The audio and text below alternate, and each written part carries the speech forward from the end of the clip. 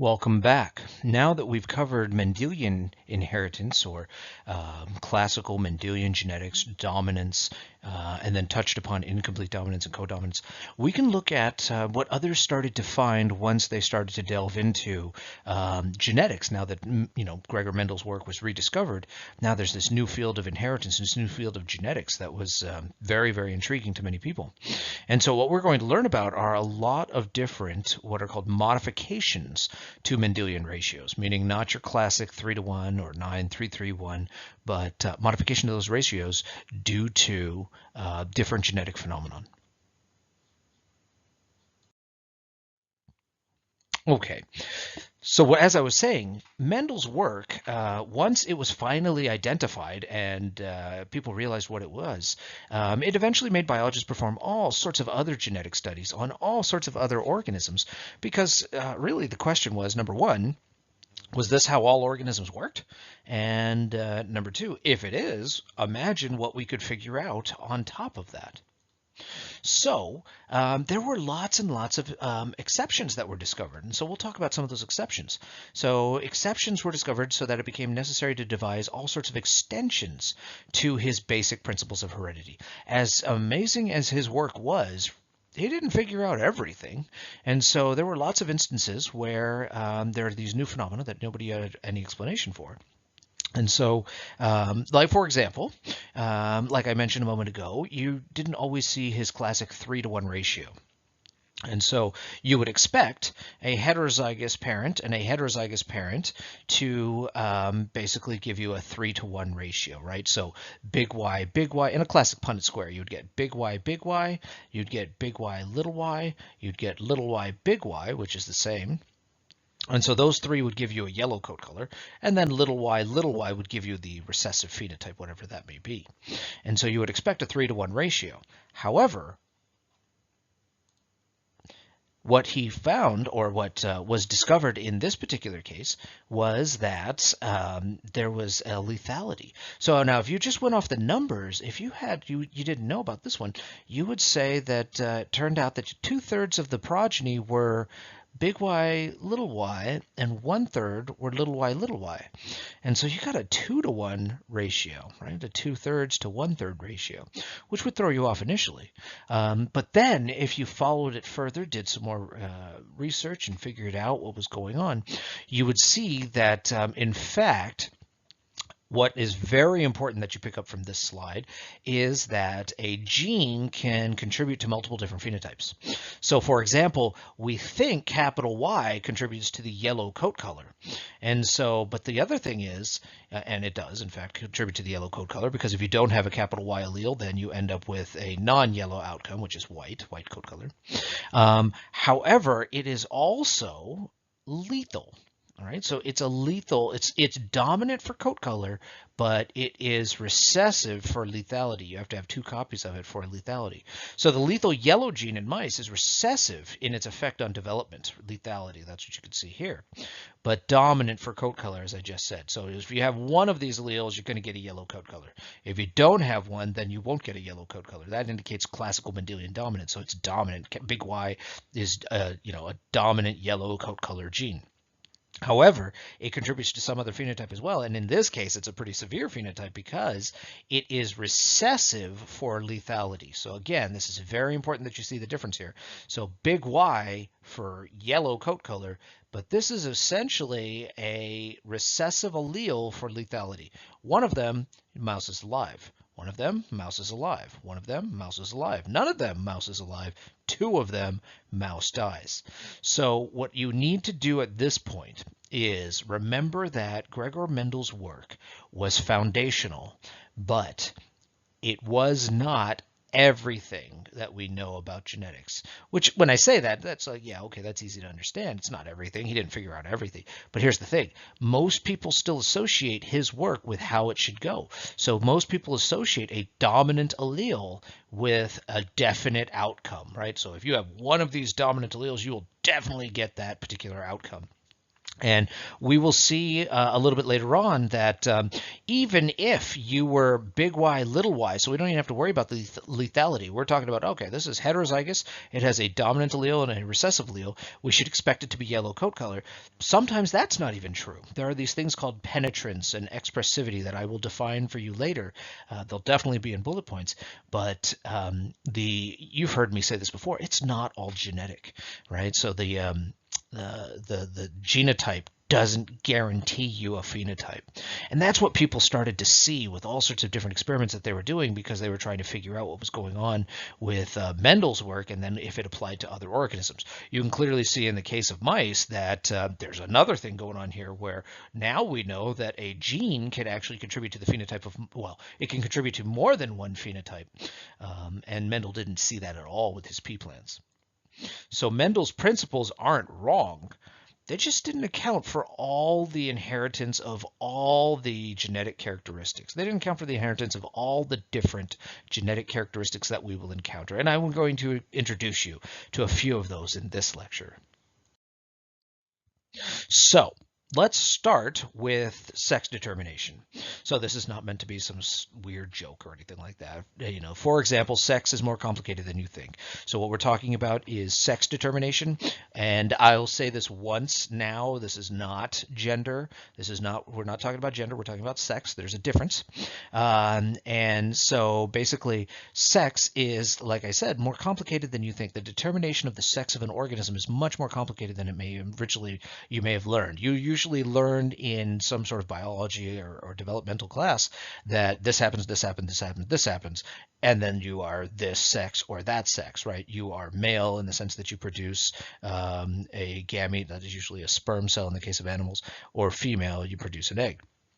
And so sex chromosomes provide what we call the genetic path for our embryo development that guides it towards phenotypic sex.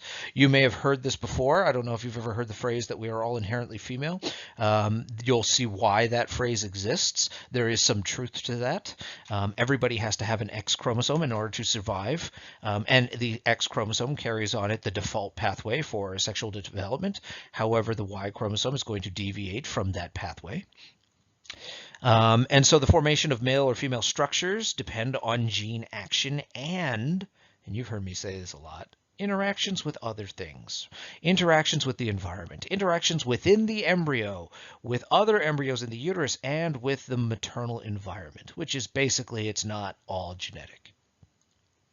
So the outcome, the phenotypes arise during embryonic development that could be different than the chromosomal sex. So we are going to define sex on a number of different levels. You'll see it in bullet points in a moment, but we are going to define sex at the chromosomal level. And of course, we're talking about wild type, so what you most often find in nature, right? So now there are going to be lots of exceptions that we're going to talk about, but most often in nature, XX indicates a chromosomal sex that is female, and in fact, the other levels of sex that we will talk about, so gonadal sex, phenotypic sex, whatever it may be, female. And then XY indicates male, right? So male chromosomal sex, male gonadal sex, male phenotypic sex. Those are basically the levels of sex determination we'll talk about in our class, because of course it's a genetics class, not a developmental biology class. So when you have certain phenotypes, remember, you could be XX and be male. You could be XY and be female. And so again, and I'm not talking about which gender you identify with. I'm talking about physiology here. So what physical structures you have. So you can be XX and yet have male genitalia. You could be XY and have female genitalia. You could be XX and have, instead of ovaries, you could have testes. So there are different levels of sex determination in which the phenotype can be opposite of the chromosomal sex. We will also see that the phenotype can be intermediate of the two sexes, and the phenotype could also have characteristics and genitalia of both sexes. So we'll talk about all of these, and I'll give you a couple examples of these. So before we do that, let me tell you about how we're going to look at how sex is defined in our course. So in our course, sex can be defined on several levels. We've already kind of touched on chromosomal sex. Chromosomal sex is going to be defined at the chromosomal level, hence the name, chromosomal sex. I know, creative, right? And so we've got double X, right? So XX is female, XY is male. Then you have, for our purposes, the next level up is going to be gonadal sex. Gonadal sex, well, we're talking about the gonads. So the gonads are indifferent for the first phases of the embryonic development, or really the diploid zygote. And so then eventually, if you're going to pursue a female outcome, then the gonads, sorry, differentiate as ovaries, versus if you pursue a male outcome, then they are going to differentiate as testes. Lastly, we're going to jump straight to the end and talk about phenotypic sex. Phenotypic sex is not just your genitalia, but that's what most people, associate with phenotypic sex. So phenotypic sex is a number of different things, right? Differential fat deposits, differential bone structure, and of course your genitalia. So internal versus external genitalia. So phenotypic sex is basically your appearance. All right, now usually all of these are consistent, right? So XX is female, so ovaries, internal genitalia, XY is male, so testes, external genitalia, etc. But sometimes it's not. They're not going to be consistent. And so we're, of course, going to talk about those. But before we do that, let's just go over the normal pathway, and then we can talk about deviation from that pathway. So normal sex determination is where your chromosomal sex is the first step in sex determination. This occurs at fertilization, right? So you have your sperm cell nucleus, you have your egg cell nucleus, whichever sperm cell fertilizes that egg cell, the sperm cell nucleus gets into that egg cell, and then the two nuclei that are both haploid fuse, get you back up to a diploid nucleus. So now you have a diploid zygote, and so say that sperm cell brought with it an X chromosome. The egg is supposed to already have an X chromosome, so we're XX. Alternatively, the sperm cell, which determines which sex this is going to be, brings with it a Y chromosome. So you end up XY, and so you have chromosomal male. So, like I said, this all occurs at fertilization. The chromosomal sex is determined at fertilization. This is one of the things that's purely basically which chromosomes you have, right? So you could see that males determine which sex the offspring are going to be by, they don't really determine it. They provide a 50-50 shot for a sperm cell to contain an X chromosome or a Y chromosome, and that is that fertilization, whichever sperm cell is the one that actually fertilizes the egg, is what determines chromosomal sex. So the diploid zygote is either going to be XX or XY. We've got a 50-50 shot, but it's not necessarily female or male for the first 7 to 8 weeks. It's really, I mean, when you're at the one cell stage, right? Are you male or female? Chromosomally, you could say whether it's going to be chromosomally male, chromosomally female. But all the other levels of sex determination, from the 1 cell stage, 2 cell stage, 4 cell stage, etc., they're not really going to, you're not going to have any good, well, you don't have any tissue that's differentiated its gonads yet, so you have indifferent gonads if you have any gonadal tissue yet at all. And then, of course, phenotypic sex is far out, long. That's basically going to happen much later in development. But one thing I will mention, and it's worth mentioning, as absurd as it may be, and you can laugh at me if you want, but you'd be surprised what sorts of questions I get from all sorts of different people, is that there is, so you might run into this question in the future, there is a 50-50 chance for a human male and a human female to reproduce and have a boy, or 50-50 chance it's a girl, right? So at the chromosomal level, at least, chromosomally male, chromosomally female, 50-50 chance. There is no greater chance of it being XX than XY, or there is no greater chance of being XY than XX. It is a 50-50 shot.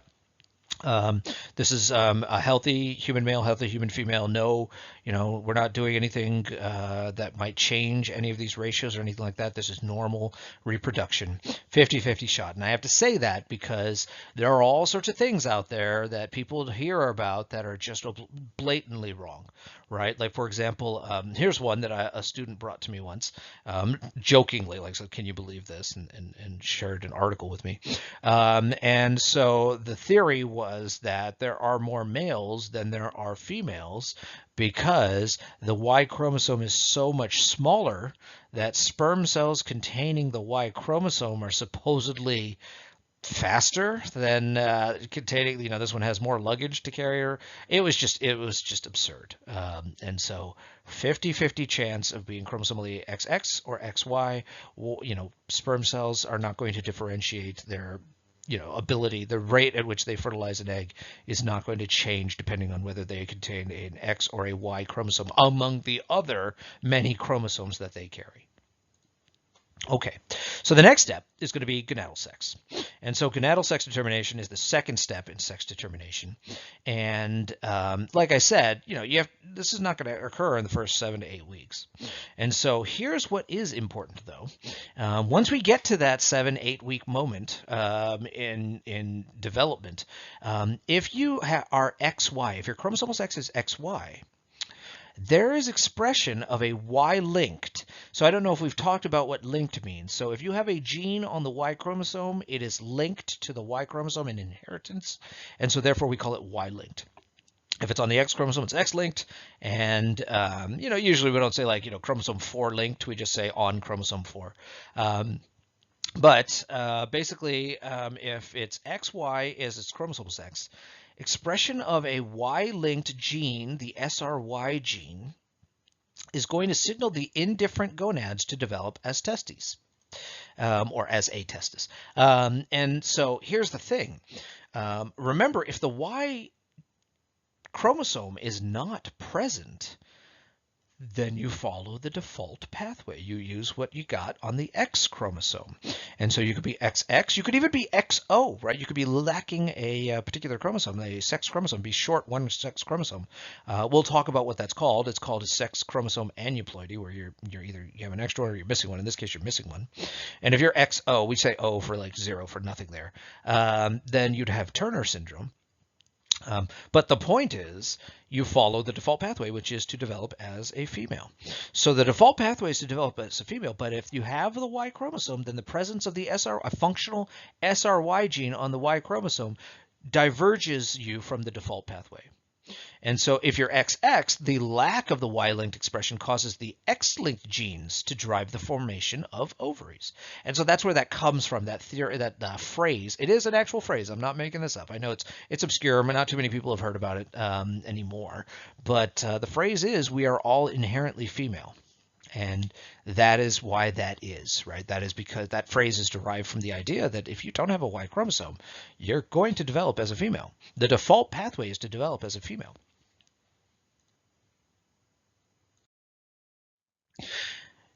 Development of sexual phenotype is going to be the third stage in sex determination. And realistically, you know what this is. So, so again, there are key players that are important in this process. So in males, testosterone is converted into the hormone dihydroxytestosterone, or DHT, which helps in the formation of external genitalia. And so the external genitalia, right, you can see, is how we basically determine whether we're developing as a male or a female in ultrasounds and things like that. But that is triggered by the conversion of testosterone into dihydroxytestosterone. I can't say that enough, but this is going to be important for one of our examples in a moment when we talk about when we diverge from these pathways.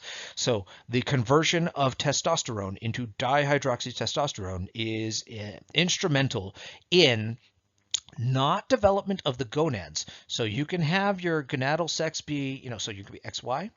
The SRY gene tells you to develop your gonads as testes.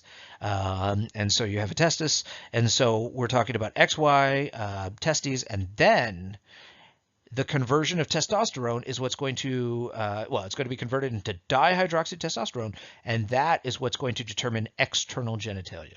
So what you want to associate chromosomal sex with is just fertilization, right? What you want to associate and remember gonadal sex with is whether the Y chromosome and the SRY gene on it are present to diverge development to a testis as opposed to ovaries. And then the presence of the conversion of testosterone into dihydroxytestosterone is what makes genitalia external. And so these are three separate compartmentalized events. And so in females, the lack of dihydroxytestosterone. So when I say lack, it's not there. So that's why I put prevents in quotation marks, right? The lack of it, because it's not there, it can't actively do something. But the lack of it is the reason why external genitalia does not develop. Okay.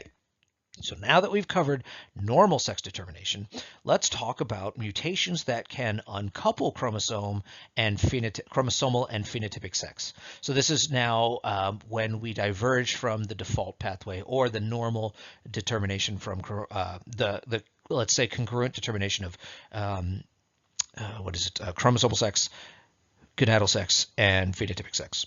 Now, first and foremost, this is very common. This is not something that I have students every now and then that ask me questions, and you want to be adults about this. This is not something to joke about or that sort of thing. But basically, I have students that really are shocked at how common this is. So I use myself as an example, as a theoretical, just because that way I know I'm not offending anybody, and frankly, I'm not worried about it. Whether you think I'm whatever you think I am, I'm okay. So basically, let's start with 1 in 2,000 births. I don't mean to like build up any sort of like suspense or anything like that. I don't have anything abnormal going on that I know of. So I use myself as an example is what I'm saying. All right. So 1 in 2,000 births result in a gonadal or phenotypic sex that differs from the individual's chromosomal sex. And so think about that. 1 in 2,000. That's a lot. I mean, even if you are super antisocial and you just don't like people, more than 2,000 people. Think of all the other kids you went to school with as you were growing up, right? You remember, like I remember when I was in second grade, I think it was second grade. Jason Freeman was this guy who I'll tell you about later on. He later got expelled, but way back then, show and tell, man, he brought the coolest toys. He must have had like an unlimited amount of funding for his toys because they were awesome during show and tell. It was like an event. And so basically, and hey, here I am talking about it. Like, I won't even say how many decades. Let's just say decades later, right?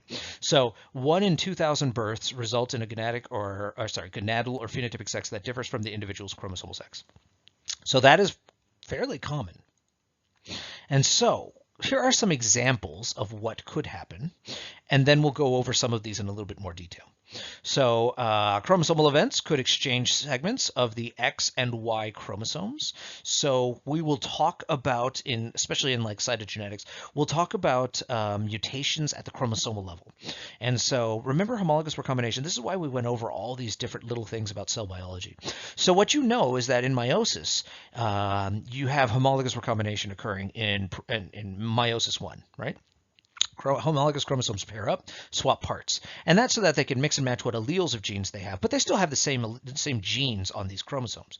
Well, sometimes non-homologous chromosomes can accidentally swap parts, and when that happens, that's a chromosomal mutation, and so that's called a translocation to clearly differentiate it from a homologous recombination event or a crossover event, because that's supposed to happen. Translocation events are not supposed to happen, but they do. And again, I'm just saying this right now. I foreshadow. You'll see all of this in, I believe, actually the next lecture that will do chromosomal abnormalities. But basically, well, actually, I take it back. That might be a little ways off. But anyway, my point is sometimes, so the X and Y chromosomes share a small region of homology, so they can pair up too, so that they can get separated. They kind of go through the motions like all the other chromosomes are going through in order to mix and match parts during meiosis. The X and Y chromosome, they're not supposed to mix and match parts, so they just kind of stick together, they synapse, and then they get separated. That way they line up with the rest of the chromosomes. When they do synapse, it's possible that, unfortunately, sometimes segments of one end up on the other, and we have a translocation event. And so these sorts of chromosomal events, or what I'm talking about, these chromosomal events could exchange segments of the X and Y chromosomes. Just imagine if you had a segment of the Y chromosome that contained the SRY gene that got onto the X chromosome. You'll see in a moment what happens, but the suggested problems that I put in the objectives that I've posted as PDF files on our course website. So those are very, very useful to use to study. And I'm absolutely certain that one of the suggested problems that I talk about, or that I suggested to do from the back of our textbooks chapter, deals with what happens if the SRY gene ends up on an X chromosome. All right, so of course I'll answer that question when we get to it, but let's talk about some other possibilities. So mutations could also affect the ability of a cell to respond to a wide-linked gene product. Like for example, what if you had a receptor for dihydroxytestosterone? So you're properly converting your testosterone into dihydroxytestosterone, but then a cellular receptor for it is mutated. And so all the dihydroxytestosterone in the world isn't going to do anything. Well, I shouldn't say it that way. But basically, let's say that your receptor is mutated and functioning at like only 10%. And so it can only register 10% of the actual dihydroxytestosterone that's present. And let's say that you need to be up to 100% in order for the dihydroxytestosterone to do its thing and, basically foster external genitalia. And it can't do it. I mean, your cells don't do it. The body doesn't do it because it doesn't know that there's that much dihydroxytestosterone because you have a mutation to a Y-linked gene product, which is a receptor of some sort. Now, I'm just kind of making up, sort of vague examples. I'll give you a more detailed example here in just a second, but I just want to throw a couple out there to kind of give you an idea of where we're going with all of this. Of course, you could also have autosomal genes. They don't have to be on the X or the Y chromosome. Autosomal genes could control events on the X or Y chromosome. That would be basically controlling it, maybe shutting it down from far away. So epistasis is what that is. So let's do one of these as a more detailed example. So let's start with androgen insensitivity. This is sort of like a variation on, well, not a variation, this is where mutations could affect the ability of a cell to respond to Y-linked gene products. In fact, this is exactly what I was talking about when I said, hey, imagine if you had a receptor that didn't recognize your dihydroxytestosterone. So androgen insensitivity is an example that, unfortunately, we have a tremendously detailed, famous example of this that we can discuss. So let me start by saying that I'm going to use this individual as an example because all of this information is now public, but it shouldn't be. That's the point that I'm trying to make. It's unfortunate, and now that it's out there, that I see, like my disclaimer really is, we're going to use it because it's a very good example of, and it's actually very interesting as well, of, androgen sensitivity that's famous, a famous individual. But we shouldn't know any of it. You'll see in the course of the story that basically, all of her medical information was leaked because somebody close to her thought that they were going to help her case, and to a certain extent they did, but it was against her wishes. So we really shouldn't know the level of detail that we know about this individual. So who am I talking about? Has anybody ever heard of Caster Semenya? Caster Semenya is a South African sprinter, and you can see that this was in Berlin in 2009. I don't know if you can tell by the expression on the face of her competitors, and she was basically a middle distance runner, and you can see that she's unhappy about this, and she's not even in focus. So that tells you how well she was doing. So she had won a number of races, but this was at the World Championships in Berlin. So she won gold, as you saw from the previous slide, and decisively won gold. And so later that year, she was voted the #1 women's 800-meter runner of the year. So she basically runs the 800, even now. But you'll see in the moment that she's not being allowed to compete anymore. So here's the thing. So shortly thereafter, still back in 2009, questions were raised about her sex. However, they were trying to be, politically correct about it or something. And so they said, oh, no, she's just winning so dominantly that it's raising questions about basically whether she's doping, right? So is she doing so by, performance enhancing drugs? So, realistically, though, as we know now, retrospectively, questions were raised about her sex. And then the International Association of Athletics Federations, so they're basically they're going to be the bad guys in this story. IAAF asked her to take a sex verification test. Now, this was all done in private, and so they didn't publish the results, to their credit, the one thing that they have done that was admirable.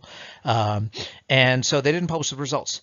But people wanted to know, especially competitors, what the results were. Now, granted, they had absolutely no right to know this. The position of the IAAF is they are going to, a medical doctor certified. Really, honestly, before this, this issue hadn't really come up too much. Basically, think of it this way. So, this was, some people believe that there might have been some racism at play here, being from South Africa and then being, dominant in Berlin. So European colonialism. There's all sorts of undertones, all sorts of sociological history, all sorts of stuff. But realistically, let's be realistic about a female elite athlete.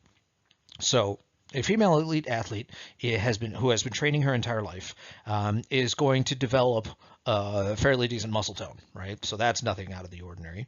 A female elite athlete could very well, because she's putting her body under such stress, could very well basically skip or miss entirely menstrual cycles. Her body is under such stress that she won't cycle normally.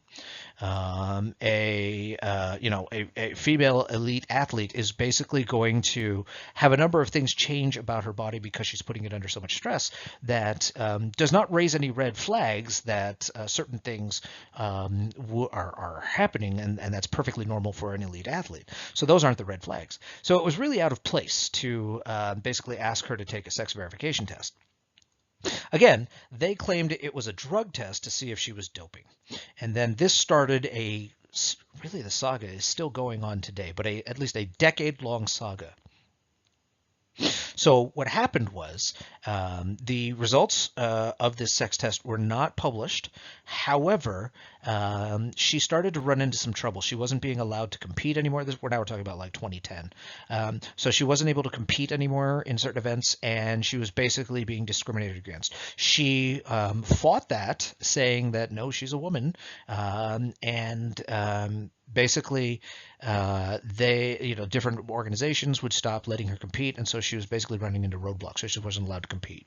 Now, she was not she didn't have unlimited resources to fight an international, association for athletics federation. And so she basically was very disappointed and demoralized, and she just had to live with the discrimination against her. And she basically, didn't retire, but effectively she retired because she didn't have a choice. And that's when those results were leaked. So someone close to her, whether, some people say it was her coach, it might have been, like a personal, like a relative, but somebody leaked her medical exam to the press, in which it determined, or it basically said, that yes, she has, internal genitalia. Yes, she's female by your phenotypic sense. However, she tested with a very high testosterone level, which makes perfect sense, because if she's actually chromosomally XY and producing testosterone at a male's level, then she will have a higher testosterone level than your XX female. And so those results became public, and so that actually was to whoever did its credit. I mean, it wasn't her choice, but she received tremendous support from many different communities, not just LGBT, but a number of different communities, because it was now clearly a discrimination issue. And so she then was, she received support, and she took up the fight again. Sadly, it was a roller coaster fight. You can certainly look up Caster Semenya. I put a number of different links on our course website as well, right under this lecture. And so, you can certainly research quite a bit more. I'm not going to continue on because this is, I'm just trying to use an example as estrogen sensitivity. But basically, it's a sad ending, and that is she basically started a decade-long roller coaster fight up and down. She was allowed to compete. She wasn't allowed to compete. She was allowed to compete again, but she then was, told that I think it was by 2018, she would have to. In 2017, she was told by 2018 she would have to take certain suppressant drugs to reduce her testosterone level, which is basically, they're accusing her of cheating when she's really not cheating. She is competing with what she was born with, and so unfortunately, her saga is still going on. But you can imagine this took a toll on her. I mean, she's lost years of competitive, like years of her prime physical shape to compete. And by 2019, so just last year, she said her testosterone case against the IAF destroyed her mentally and physically. Basically, she was saying that she was crucified for having a high testosterone level, et cetera, et cetera.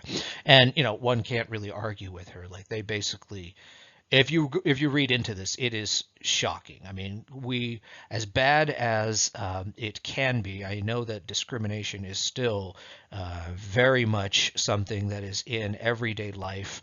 And so as bad as you think it is here in the United States, if you read what she has been subjected to, it is, I mean, it's just appalling. It's basically like the United States, a little while ago, right? So now, don't get me wrong, I know that sort of thing is still occurring now, but it was just rampant and blatant, during the civil rights and pre-civil rights era in the United States, and that's what she is basically on the international level dealing with. Okay, so feel free to research her, her plight, because it's both it's sad, it's inspiring, it's very interesting, and of course, at least for the purposes of this course, it does have that relationship to genetics. Now, another type of deviation from what we normally see with human individuals is pseudohermaphroditism. So sex phenotypes can change at puberty. And so pseudohermaphroditism disorders basically result in individuals with both male and female structures, but at different times in their lives. And this is clearly visible in surgical photos, and I won't be showing any of these surgical photos. I did long ago when I first started teaching the class because, I have, I won't say a medical background, but I have a little bit of experience with that. And so, I didn't catch, because I guess I just wasn't thinking, that it could be actually fairly disturbing, because they're not just surgical photos. They're surgical photos usually on infants, and so they can get fairly graphic. So I'll use different photos, but you'll get the idea. I'll describe, what to expect. And so if you do find this interesting, and you do want to learn more about pseudohermaphroditism, and this is not meant to be a joke, be very careful what you Google, because there are medical resources that you should be looking at, and then there is the rest of the internet that you really should not. So let's start with what pseudohermaphroditism is. So one autosomal form of pseudohermaphroditism is going to prevent the conversion of testosterone into dihydroxytestosterone. So on the previous example with castrosomania, we were talking about, you have androgen insensitivity. So you are making the testosterone, but your body doesn't recognize it. You have a mutation to a receptor. That could still work for pseudohermaphroditism. So in one autosomal form, you prevent the conversion of testosterone into dihydroxytestosterone. What you know about that is that the dihydroxytestosterone is going to be necessary for external genitalia, right? So that means that we are chromosomally XY, so chromosomally male. And so you can see that here, chromosomally XY males. Individuals, so XY individuals, appear to be female at birth, and so they they basically have testes, because we still have the SRY gene. They have a functional Y chromosome. It is present throughout development, so the SRY gene on the Y chromosome is present, so their indifferent gonads are going to develop as testes. But they lack the conversion of testosterone to dihydroxytestosterone at a key moment that signals for the development of external genitalia. But remember that example I gave you a little while ago about how, well, imagine it's only working at 10%. You need it working at 100%. Well, if your conversion rate is only your enzymes are only working at, or receptor is only working at 10%, then you're not going to, and you make, a certain amount of, you make 100% of what you need, but your body only recognizes 10% of that, right? So you don't develop external genitalia. But here's the thing. When you hit puberty, what happens to your hormones? Hormones such as testosterone. They skyrocket in concentration. And so, even if you're working at 10%, when you're, let's say, I'll just use units, right? So 100 units of this enzyme, or I'm sorry, 100 units of testosterone needed to be recognized for external genitalia. But at that key moment in development, early embryonic development, you only recognize 10%. So that doesn't work. But then when you hit puberty, your testosterone level goes to, I don't know, let's go to 1,000, right? Or 10,000 units. What's 10% of 10,000 units? 1,000 units. That's still 10 times more than what you need, that 100 units, in order to develop external genitalia. And so what happens is, at puberty, these chromosomally and gonadally male individuals that appear to be females at birth then actually develop male genitalia. In fact, they had underdeveloped male genitalia their entire life. So what we're talking about is when you're born, when the infant is born, when the newborn is born, the scrotum, the skin for the scrotum resembles the labia, and the penis actually is visible, but it resembles, you can mistake it for an enlarged clitoris at birth. And why would that be normal and not like doctors going, hey, what's going on here? Well, when my wife was pregnant with our twins, we went to all sorts of classes, right? And she wanted to take all these classes, and so we went to all these different classes about, the biological process and all that sort of stuff. And so you can imagine that, given this is something that I've studied and learned about for quite a while, I was bored out of my skull. But in any class I've ever taken in my life, I always, even the ones that I didn't want to be in, I would always make sure, so if I can impart any wisdom to you, it is this. Even if you hate your professor or your class that you're in, you just have to take it because it's a requirement, all that sort of thing. There's still something you can get out of it. And so I've always made it a goal of mine to learn something, get something out of it. And so all the times that I wanted to raise my hand and correct the person giving the class because she was a volunteer and she was wrong a lot. My wife basically just told me to shut up. And so I didn't. But I did learn a few things. And so I'm thankful that I went because one of the things I learned was that because of all the hormones going through the mother at childbirth, it is perfectly normal for little girls, if you have daughters, or a daughter, I guess most people have a daughter, but I had daughters. It's perfectly normal for what's called pseudomenstruation to occur within a day or two of birth. And so what that is literally pseudomenstruation. So there'll be blood in the diaper when you go to change the diaper, and it's like a pseudomenstruation cycle. And that's not because of anything going on in the newborn. It's just a side effect of all the hormones that the newborn was pumped up with from mom during childbirth. And so it actually happened with both of my girls, and it was very, very useful that I learned that beforehand because I didn't freak out when I go to, I was very sleep deprived at this point. My poor wife was still knocked out, and it was like, I don't know, I think I was up for like 36 hours because as soon as one made a sound, the other one woke up, started crying, and I'm sitting there trying to figure out, in the hospital how to like change diapers and everything like that, and the staff there, they basically wanted me to figure out. So they're just like, sink or swim, man. You just figure it out. So anyway, but the point is, So an enlarged clitoris at birth is perfectly normal. That's part of the, one of the things to expect with pseudomenstruation. So when a baby is born, I'm going to show you an image of. So this is from a medical textbook, so nothing to be afraid of.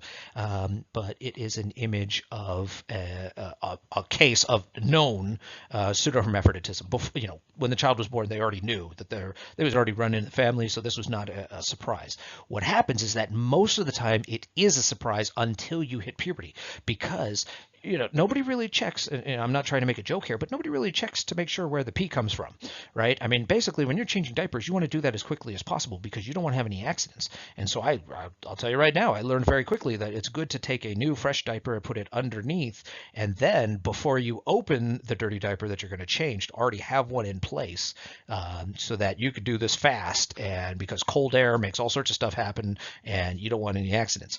So here's what we have. So what you could see is that this is a case of pseudohermaphroditism. And you might be thinking, oh, okay, I hope you could see how this would be pronounced as a little girl, right? Especially the image on the right, you would think, oh, it's a little girl, right? So this would be you would think would be the enlarged clitoris, not a urethra. And so, in fact, this is an image of a baby boy that was born with pseudohermaphroditism. And so here's the thing, right? So this is going to be, not in this case, but oftentimes, baby girl, raised as a girl, and it's not like you have clearly defined, the things that society associates with, maleness or femaleness, until later on, right? So like your deep, excuse me, how deep your voice is, any of those things that you use to determine whether it's a boy or a girl, that doesn't really, a 6-year-old boy with a high voice is not going to be his voice is not going to be any different than a 6-year-old girl. So the girl the child is raised as a girl, and then when they hit puberty, that's when all sorts of horrible stories come about, right? So hopefully the happy endings are where you have parents that are very understanding, and they help their child choose which path they wish to identify with, that sort of thing. But of course, these are minors, and so you can read about, most of the time you have parents that are not very understanding, and so there may be surgeries involved because they thought they had a daughter and now they don't. I mean, we're talking, once you hit puberty, it's sort of a delayed onset of male, like, genitalia development. And so the genitalia develops, but it develops once you hit, like, I don't know, 13 years old. And you will have a fully functional penis, scrotum, etc. It's a very big change at puberty. If you thought you went through puberty and there were a lot of changes, this is a much larger scale change. And of course, it all depends on how well the family adapts to this. But there are certain individuals that, like for example, this image, this individual was the case was from, I believe it was from the 60s or something like that, and he was raised as a boy his entire life. And he basically didn't have to try to reintegrate with society as a different gender or anything like that. And they're perfectly, whether that's the case or not, these individuals can reproduce as males that are fully functional male genitalia, just they didn't have it at early on in life until they hit puberty. So as you can imagine, like I said, usually before people knew what was going on, or even today in certain places when the baby's born, it's going to be raised as female. But then at puberty, these females change into males, hence the name pseudo-hermaphroditism. It's not a true hermaphrodite. You don't actually have both sex organs. It's pseudo-hermaphroditism. You have what appears to be both sex organs, just at different times in your life. And so the development of functional testes and male sex organs occurs as a result of the increased testosterone levels associated with puberty. And, these are fully functional males if they choose to be, and they can father children, et cetera, et cetera. All right. So now that we've given you a couple examples of the things that can happen, right? All of these outcomes are possible. Let's be a little bit more specific. Let's talk about how we pass on our traits and what role the sex chromosomes play in that, not just in determination, but what other roles they can play in the inheritance of our traits. So a couple things about the X and Y chromosomes. X and Y chromosomes are the sex chromosomes. And so you could see the Y chromosome is comically small compared to the X chromosome. And it's all puffy and makes it look way bigger than it actually is just because of the way that it was photographed. And so they play a major role in determining the sex of an individual, right? We've talked about this, the SRY gene on the Y chromosome, testosterone production, dihydroxytestosterone, conversion of it into dihydroxytestosterone, etc. And so both of these chromosomes carry genes that initiate and support the development of what we now have called maleness and femaleness in embryos. And they also carry genes that can be identified by their unique pattern of inheritance. Now, remember, the X chromosome is big. It's got a lot of stuff on there that has nothing to do with sex determination. It's just got a bunch of other genes that you need. And so it's important. Everybody has to have an X chromosome to survive. You cannot survive without an X chromosome. And we'll talk about how you could get by for a little while without certain chromosomes, numbered chromosomes or whatnot. But you cannot. Absolutely not. You can't. Well, I should take that back. The numbered chromosomes, the autosomes, it will be fatal if you're lacking one of those. But I was just talking about, certain stages of development. Some can make it through to certain stages of gestation, maybe even all the way to, unfortunately, a stillborn or stillbirth, or even, born, a live birth, but then, fatal shortly thereafter.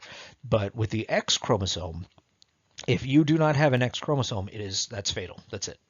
So like I said, these chromosomes carry lots of genes that are identified by their unique pattern of inheritance. So here's the difference. The autosomes, the numbered chromosomes, your father, for example, gave every single one of his numbered chromosomes to you. Your mother gave one of every single numbered chromosomes to you. Whereas your mother gave you one of her X chromosomes and your father 50-50 chance, right? So if he's an XY male, he gave you either an X chromosome or a Y chromosome. So that makes it a unique pattern of inheritance that we can follow. So X and Y have different patterns of inheritance because they carry different genes. All the autosomal genes are homologous. The sex chromosomes are not homologous. They're different chromosomes, so they have different genes. They don't have two copies of a gene, one on each chromosome, and just different alleles. They have completely different genes. And so I think I've mentioned this earlier. If there is a gene that is on the X chromosome, then it is linked to the X chromosome in inheritance, so it is an X-linked gene. So X-linked genes are basically how we're going to refer to genes on the X chromosome. And then, as you guessed, Y-linked genes are going to be how we refer to genes on the Y. Males are XY, chromosomally XY. And so they are affected by X-linked recessive disorders far more often than females. All right, so now we're starting to sound like we know a little genetics, right? So you know what recessive means. Recessive means that you have to have two recessive alleles if you're diploid, such as human beings, two copies of each gene. So then you have to have two recessive alleles so that the dominant allele doesn't mask the recessive allele. So you have to have two copies of a recessive allele. But that only applies to XX females because they're the only ones that can carry two copies, or, there's always exceptions, but generally they're the only ones that can carry two copies of the X chromosome. So they're XX female. And so if they have two copies of the recessive allele, well, then we would say they're homozygous recessive and they would have the recessive phenotype. However, males are XY. And so the term for this is they are not heterozygous for the X chromosome. They're never homozygous for the X chromosome. Both of those indicate that you have two copies of the X chromosome and two of the same allele homozygous, two of different alleles heterozygous. They don't have either of those. They are hemizygous, H-E-M-I, hemizygous for the X chromosome. And so they're going to use whatever they have on the X chromosome, regardless of whether it's dominant or recessive in females. It's all they've got. And so they're going to use it. And if they use it, then, what if your mother is a carrier of an X-linked recessive trait? And so she's got one dominant copy on one chromosome, one recessive copy on the other chromosome, and then you are an XY male. So here's where the logic comes in, guaranteed received your X chromosome from your mom. Because your mom couldn't have given you a Y chromosome, so that must have come from your dad. And so that's what I mean by the unique pattern of inheritance. We can actually trace back where certain chromosomes came from. And so if one of them came from your mom, you got a 50-50 shot of getting either her dominant allele or her recessive allele. If you got her recessive allele, that's all you got. That's what you're going to use. Hence, males are affected by X-linked recessive disorders far more often than females. Males cannot be homozygous or heterozygous for genes on the X chromosome, as I was saying. They don't have two copies. So they are going to be hemizygous. So there it is. There's the bullet point. Hemizygous for all genes on the X chromosome. Hemizygous means they only have one copy. And, it does, hemizygous doesn't mean this, but what that translates to is they're going to use whatever one copy it is that they have, whether it's dominant or recessive. It's what they've got. It's what they're going to use. So like I said, sex chromosomes have unique patterns of inheritance, and I'll give you examples of that as we go through the different patterns of inheritance. We're going to go through a number of different patterns of inheritance. If we were in a normal lecture, I would be writing on the board right now saying, okay, here's what we're going to go through. We're going to go through things like X-linked recessive, X-linked dominant, Y-linked. We'll go through your regular old autosomal recessive, autosomal dominant, maternal inheritance, which turns out to also be called mitochondrial inheritance. We'll go through those. So sex chromosomes have unique patterns of inheritance. Males can only give X's to daughters and Y's to sons. So we can actually follow, especially if we have an XY offspring. If we have an XY offspring, we know Y chromosome came from dad, X chromosome came from mom. And so if we have an XX, there is still something we know here too. We know that, one of the X chromosomes came from mom, but the only X that dad has is passed on. And so males can only give their X to their daughters and Ys to their sons. What we're going to do with all these different patterns of inheritance right now is we're going to assume all of those things we talked about, the 1 in 2,000 deviations from wild type sex determination, don't occur. We'll introduce those variables a little later, but for right now we're going to say, okay, XX is going to be female, XY is going to be male. XX is going to have ovaries and internal genitalia. XY is going to have testes and external genitalia. So we're going to try and keep it simple at first. We'll mix in the variation at the end. So XY males can only give X's to their daughters and Y's to their sons. Heterozygous females. So if you're heterozygous for something on the X chromosome, as I was saying a moment ago, you've got a 50-50 chance of passing on the recessive allele to their male offspring. So let's think about that previous slide's bullet point, which was males tend to be far more affected by X-linked recessive traits. Well, if you're heterozygous and you're female, you're carrying the X-linked recessive trait, but you got the dominant allele of the other X, you're okay. You have the normal phenotype. But if you're male and you pick up that X-linked recessive allele, that's what you're using. So that's your phenotype. So you don't have to have two copies of it. You only have to have one copy of it. And so therefore, there's a much higher prevalence of the X-linked recessive phenotype. So therefore, it says X-linked recessive traits in male offspring. So let's go through a number of these different patterns of inheritance. And so here's where we're going to look at pedigrees again. So here's where we're doing pedigree analysis. We're starting pedigree analysis. And one thing I can tell you about pedigree analysis is I wasn't much of a flashcard maker when I was in college when I was studying, but I will say this. Flashcards for corresponding what to look at in a pedigree on one side, like I'll give you a bullet point list of like these three things are what you should look at, and then flip it over and then write like, X-linked dominant or autosomal recessive or whatever type of inheritance it is, will be extremely useful for you on a test when you're trying to analyze a pedigree and determine what type of inheritance you're looking at. So what do we have? We have X chromosome carries, so we're going to look at X-linked dominant first. So before we even do anything, let's talk about what X-linked dominant means.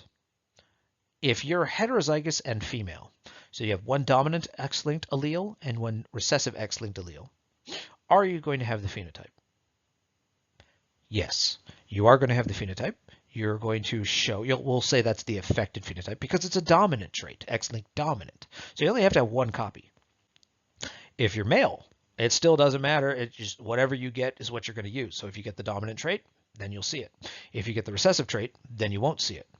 So who's going to be more affected? Here's the logic game of genetics. Who's going to be more affected, females or males?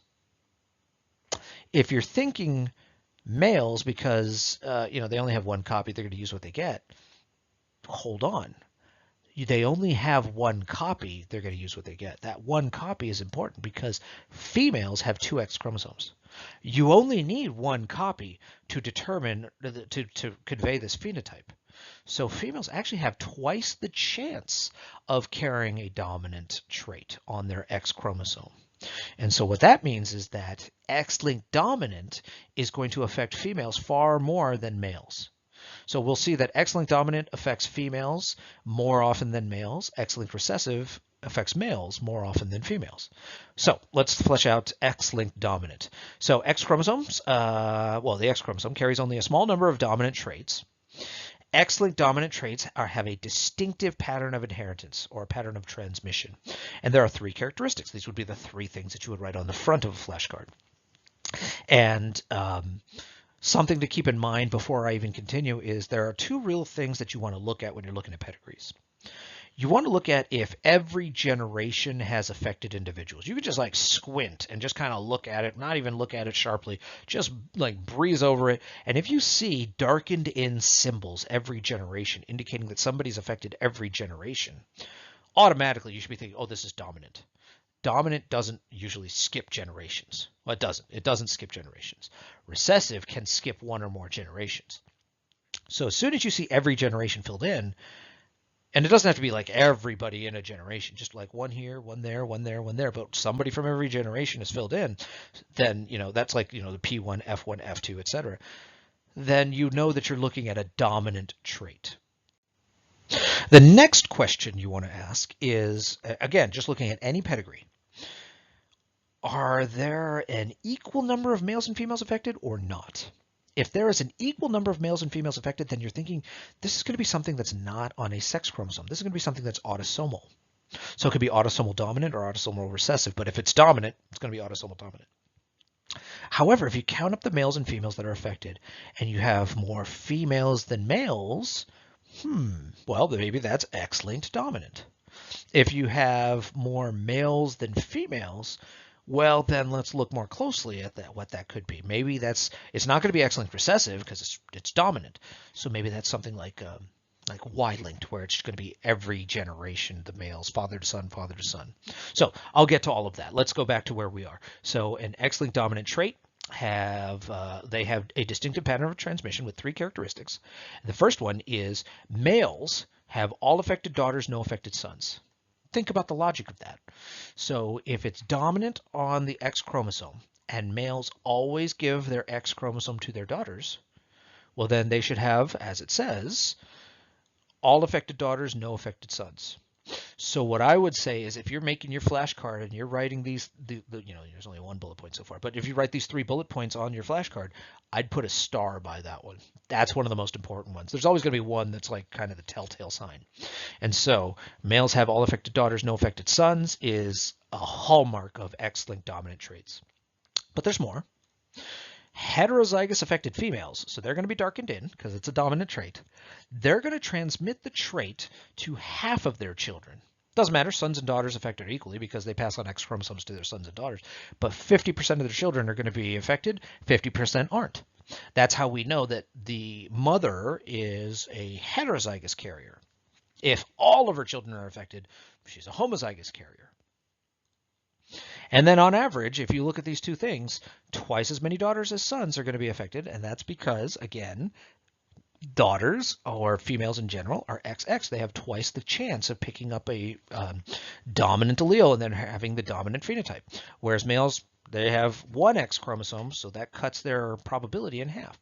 So on average, what you should expect is twice as many daughters as sons are going to be affected. You count up all the people that are affected on this pedigree, and you get a number that's like, I don't know, I'm going to make up some numbers here, but you get like 20 affected females and 10 affected males. Obviously, that's skewed towards the females. That's significant. It's not like, 12 and 10. So it's 20 and 10. And so that would be twice as many daughters as sons. And so you should be thinking, okay, that alone should make you think, oh, this is probably something that's sex related, right? Sex chromosome related. And, you know, you do the other analysis, you look for these other things, and that should make you think, oh, this is X-linked dominant. So you do want to commit to memory as best you can these 3 bullet points and associate them with X-linked dominant. And that'll make your analysis of pedigrees a whole lot easier, because when I give pedigrees on an exam, I give you a bunch, and then you got to figure out which one's which. And you can totally confuse yourself and basically turn yourself all around if you're not comfortable knowing what to look for and basically just ticking off things off the list. And like, so let's say that you look at a pedigree and you find some males that have unaffected daughters. Right off the bat, you should be thinking, well, I guess there goes X-linked dominant. It's going to be something else. That's how you approach this. So let's look at a pedigree. There's a pedigree, right? And so now this isn't a perfect pedigree. I will use idealized pedigrees in my questions. There's a lot of things wrong with this pedigree. Let's start with the fact that nobody's dead yet, right? These immortals up here. If you know this, so they're let's see. So parents, grandparents. So they're great. So their great-great-grandparents apparently are still alive. That's not true, right? And so you usually use a slash to indicate somebody that's deceased. And then, okay, so now these people aren't cloning themselves. So when you don't have information about the other person with which this person had children, or when you have ruled them out, they are not involved in, it's not running in their family, and so they've been ruled out, they can be omitted. Usually people don't omit, they just basically like gray them out so that they're visible, but you know not to think about them. But sometimes they just omit them. And so that's how that's happening. Okay, so what we're looking at is the original parental generation, and then we have, you know, all the different generations. The way pedigrees work, you might recall from that section in chapter 3 I told you not to ignore. It tells you a lot about pedigrees. So males are squares, females are a circle, and then you go left to right in order of age, right? So basically firstborn, secondborn, thirdborn, you know, so this is the youngest child, right? So this is the fourth born, etc. So like, for example, he is older than her, and you know, well, oh, here we go. She is older than him. Well, no, I'm sorry. Those are siblings. Whoa, we don't want any of that stuff going on. So this would be, you know, you're not supposed to go looking for a date at the family reunion. So the incestuous mating here is in transmission genetics, it's called a consanguineous mating. But yes, those are related individuals having a child. We'll talk about that a little later on, why that is bad. If you did not know, it is bad. It is scientifically bad because it tends to accumulate recessive traits, and therefore there's more chances for birth defects and all sorts of other things. But let's go with, all right, so remember, we want to be able to identify this as X-linked dominant. How would we know that? Well, other than the title of the slide, we would say, okay, well, here, let's just take a quick glance and see. So there's an affected phenotype in this generation, this generation, this generation, this generation, this generation. So every generation, so it's going to be something dominant. Autosomal dominant, X-linked dominant. It's pretty much your choices now. So then let's count up males and females to see whether we're talking the same for autosomal or somehow sex-linked. So we've got, let's count the, I guess we'll count the males first. 1, 2, 3, 4, 5, 6, 7, 8, 9, 10. 10 affected males. And 1, 2, 3, 4, 5, 6, 7, 8, 9, 10, 11, 12, 13, 14. So if I didn't miss any, 14. So, you know, if this was a real world pedigree, it's not going to be perfect, right? It's not going to be like, you know, 20 and 10, but it's clearly skewed towards more females than males. So I don't know, maybe you're thinking 14 versus 10. Maybe that's not significant. Maybe that's statistically irrelevant. So let's make sure. That's why I gave you 3 bullet points. So if let's just say you're like, okay, that kind of sounds sex linked, so that pretty much leaves me with X-linked dominant. Let's confirm that. So here we have an affected male who has all affected daughters, no affected sons. An affected male who has all affected daughters. An affected male who has all affected daughters, no affected sons. An affected male who has all affected daughters, no affected sons. You see what I'm getting at? It's pretty straightforward now that combine all of those observations and you're looking at X-linked dominant inheritance. You could see you could even throw in this. She is going to be heterozygous. He gives an X-linked dominant allele to his daughter. She doesn't have one because she doesn't show the phenotype. Excuse me. And so therefore, she is X-linked recessive, homozygous recessive. So she's a carrier, right? So she's basically heterozygous, and it's dominant, so she's affected. And this is confirmed because she has 50% affected, 50% unaffected children. She has 50% affected, 50% unaffected children. Anybody else? She has, well, 3, so we can't, oh, there's 50-50, right? And then she has 3, so, oh, well, there's 50-50. Let's do that one. So my point is that all of these bullet points are in there. You just have to know how to find them to determine without any reasonable doubt that this is a very good example of a pedigree depicting X-linked dominant inheritance. So here's an example of what X-linked dominant. Like, there are traits out there that are X-linked dominant. Hypophosphatemia is one. Hypophosphatemia is an example of an X-linked dominant disorder. You can see that this is not supposed to be curved, right? So that is what the femur. So your long bone in your thigh, and so this is extreme bow-leggedness. If you know somebody that's bow-legged, no, this is extreme bow-leggedness where this person is going to be of a very short stature, very hunched over, and they're going to walk with a gait that's very similar to, like, if you've ever seen a lizard, just kind of, it doesn't like it's not like its legs rotate in like socket joints in its pelvis, right? It just kind of it undulates side to side. That's kind of what's going to happen here. So these individuals have, well, the reason why this is happening, why their bones don't form properly, and this is also going to be tremendous curvature of the spine. You're going to basically, this individual, if you've ever seen somebody with hypophosphatemia, they're going to be very short in stature, and they're going to have a lot of deformities in their bones. And so you'll see that in their structure, in the way they walk, their gait. Their back is going to be very curved. And the reason why is because hypophosphatemia, as the name implies, affects the ability of the phosphate levels to be regulated in your blood. So affected individuals have low phosphate levels in their blood. That phosphate, you may have learned that phosphate is necessary to help, in the blood buffering system, but it's also necessary to help it with calcium uptake. And so if you're not, properly taking up calcium, you can imagine why bones are affected. And so, like I said, it causes skeletal deformities like bow-leggedness, bone disease, degradation of the spine, etc. And so to distinguish between X-linked dominant and autosomal dominant, again, I'm really trying to emphasize this. Put a star by males have all affected daughters, no affected sons. Pay close attention to the children of males. They have well, that's not a male. There we go. They have all affected daughters, no affected sons. And here we go. All affected daughters, no affected sons. All affected daughters, no affected sons. All affected daughters. Really, is there a male on here who did not have an affected daughter?